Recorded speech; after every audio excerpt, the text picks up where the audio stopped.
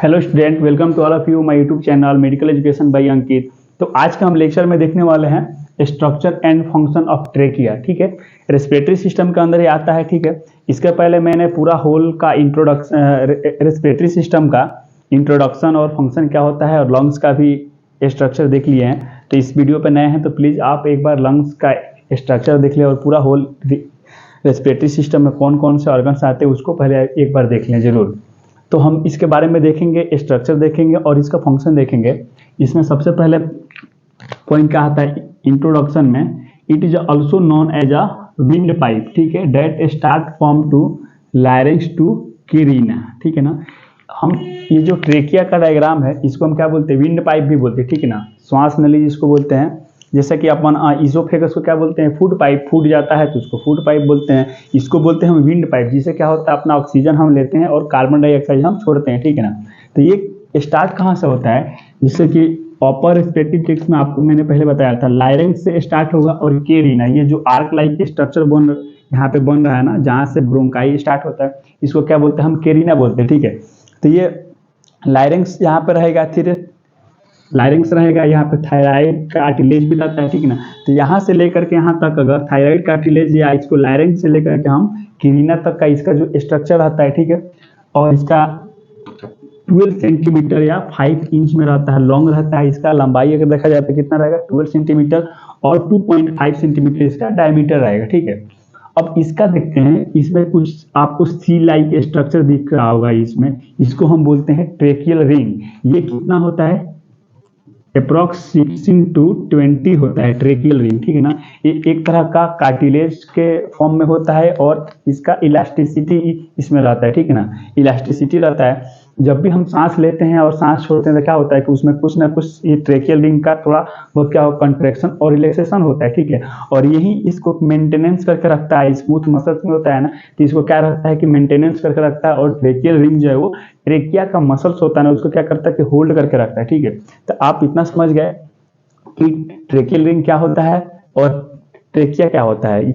Trachea mainly 12 centimetre का होता है, यहाँ से एमसीक्यू क्वेश्चन भी आते हैं। ठीक है, और ट्रेकियल रिंग से भी पूछा जाता है कि कितने ट्रेकियल रिंग होते हैं। ठीक है, इतना आप समझ गए।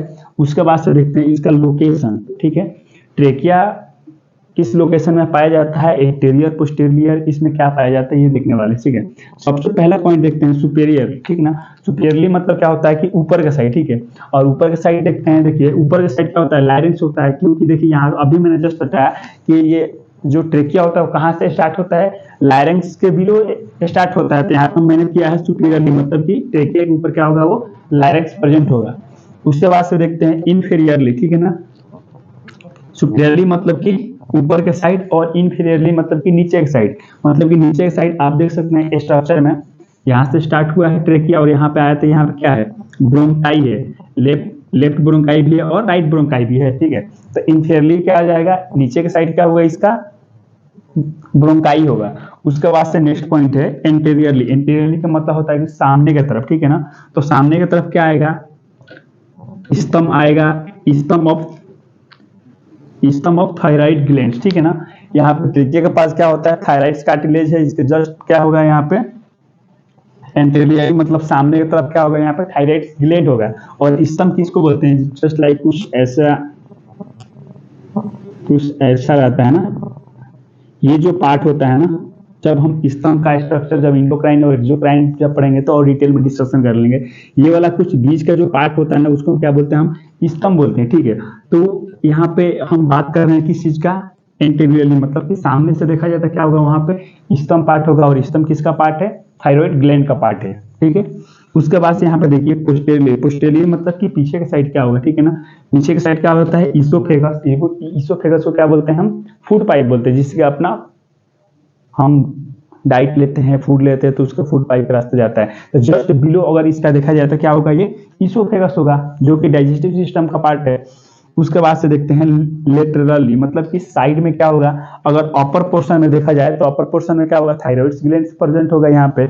और लोअर पोर्शन में देखा जाए तो लोअर पोर्शन में क्या होगा, ये साइड में देखिए यहाँ से भी लंग्स दिख रहा है और यहाँ भी लंग्स दिख रहा है। ठीक है, तो ये क्या होगा, ये स्ट्रक्चर होगा इसका ट्रेकिया का।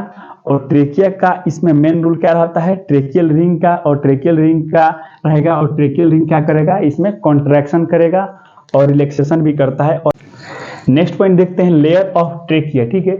इसमें आउटर लेयर क्या होता है, outer layer elastic tissue and fibrous, ठीक है। इसमें है क्या, यहाँ पे पॉइंट है इलास्टिक टिश्यू।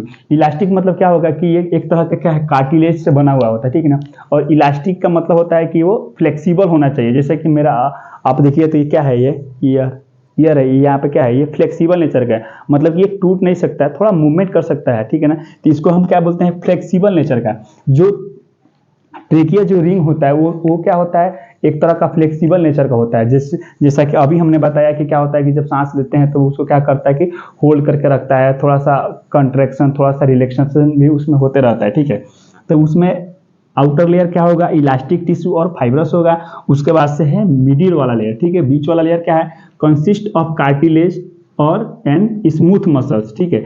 स्मूथ मसल्स भी रहेगा, वहाँ पे स्मूथनेस भी चाहिए, ज़्यादा हार्डनेस भी हो जाएगा। अगर मान लीजिए कि अगर सिर्फ कार्टिलेज का बना हो और स्मूथ मसल्स ना हो तो ठीक, वहाँ पे क्या होगा, वो थोड़ा सा हार्डनेस जैसा होगा, ठीक है। और यहाँ पर स्मूथ मसल्स है तो क्या वहाँ पे स्मूथनेस भी जरूरी है, ठीक है।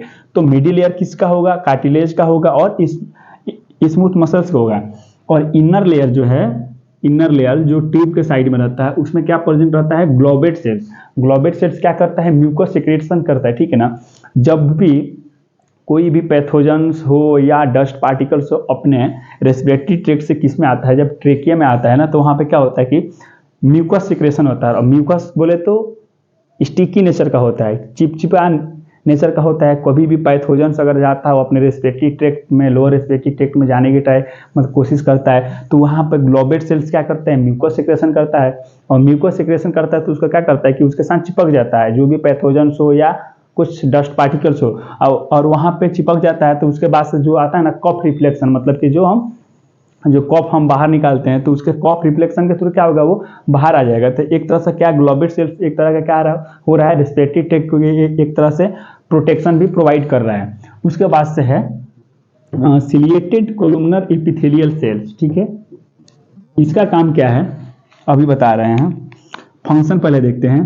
कफ रिफ्लेक्सेस मतलब कि कुछ भी अगर पैथोजेंस आए या डस्ट पार्टिकल्स आए तो म्यूकस ज़्यादा सेक्रेशन होगा और लोअर रेस्पिरेटरी मतलब कि लंग्स में जाने से बचाएगा। और जाने से बचाएगा तो यहाँ पे क्या होगा, कफ रिफ्लेक्शन, मतलब कि बाहर से उसका जो भी वेस्ट प्रोडक्ट है, कफ बनता है, वो क्या होता है कि वेस्ट के फॉर्म में हम बाहर निकाल देते हैं, ठीक है। तो वहाँ पे कफ रिफ्लेक्सेस होगा क्योंकि प्रोटेक्ट करना है। उसके बाद से है मोस्ट इंपॉर्टेंट पॉइंट है म्यूको, ठीक है, म्यूकोसिलियरली एस्केलेटर, ठीक है। यहाँ पे अगर हम मान लें, अगर इसका स्ट्रक्चर देखा जाए तो अगर हम म्यूकस लेयर कह ले रहे हैं, यहाँ पे क्या है म्यूको, मतलब कि म्यूकस ये लेयर हो गया। उसके बाद से है यहाँ पे क्या है सिलियरली, मतलब कि फिंगर लाइक स्ट्रक्चर। यहाँ पे क्या होगा, ये फिंगर लाइक स्ट्रक्चर होगा, ठीक है। ये क्या है, सिलिया है।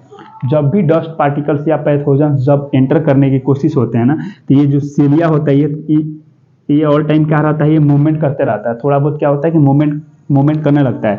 अगर मान लीजिए हम इसको डस्ट पार्टिकल्स हम मान ले रहे हैं तो ये क्या होगा कि सिलिया के साथ में इसमें फंस जाएगा, सिलिया के साथ में क्या होगा, इसमें फंस जाएगा। और सिलिया के साथ में फंस जाएगा और यहीं पे सिलिया के पास म्यूकोसिलियरली कर रहे हैं, ये म्यूकस मेम्ब्रेन है और सिलिया है, दोनों के बीच में क्या हो रहा है, म्यूकस सेक्रेटरी हो रहा है। तो पहला काम क्या किया, सिलिया जो है उसको क्या किया कि अपने फिंगर लाइक स्ट्रक्चर होता है उसमें क्या होता है कि फंस जाता है, और फंसता है तो यहाँ से तरफ म्यूकस सेक्रेशन हो रहा है, मतलब कि चिपक जाता है।